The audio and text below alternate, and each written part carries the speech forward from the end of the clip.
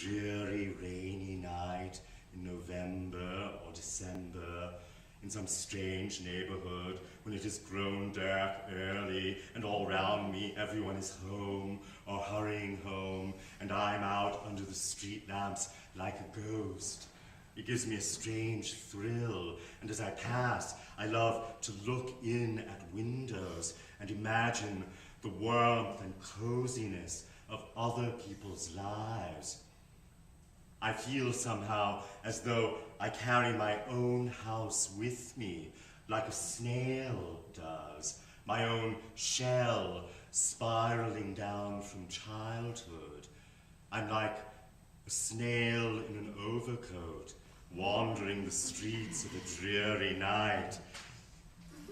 My constant aimless wandering, my wandering into desolate stretches, is the main thing I do as a writer.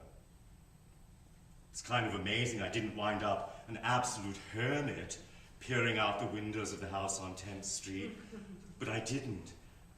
When I was 32, I met a boy named Jason Bauer, who was 20 years old. I fell madly in love with him. We met while both performing in a play called When Lithuania Ruled the World, Part 2, by my friend Kęstutis Nokkas, the Lithuanian playwright. Jason was slim and pale, with huge, intense, beautiful eyes and a mane of jet black hair. He was brilliant and wildly charismatic, and I despaired of becoming friends with him. Truly, my love for Jason was an impossible love. It was obvious he was not romantically inclined towards men, but most of all, I just felt so old, as though the gulf of years separating us were unsurmountable. But my love drove me to be bold, and I invited Jason to the house on 10th Street for dinner. And one night, he arrived.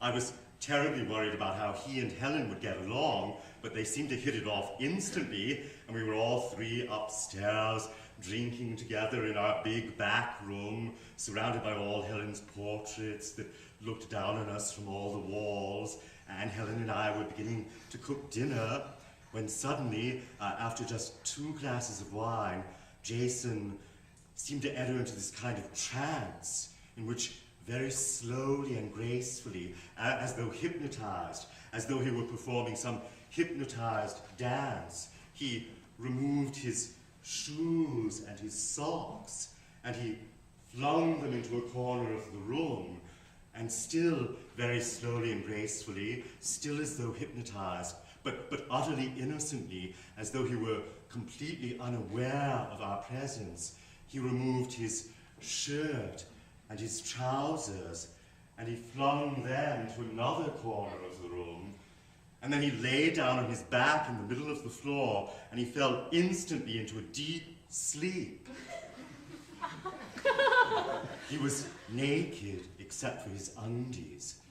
He was white and sculptural and extremely beautiful as he lay there breathing in his sleep, as nude somehow as the nude portraits that surrounded him and looked down on him from all the walls, as regal in his nudity, as though his undies had somehow been transformed into a loincloth. Jason later told me that he had been so overawed at the prospect of coming to dinner at the house of the great actor Edgar Oliver that he had been drinking straight vodka all afternoon to steal his courage, and I guess he pretty much lapsed into a blackout immediately upon arriving and just thought he was at home undressing for bed. I was stunned and mesmerized by him as he lay there. I was stunned by his beauty, but by this display of trust and innocence.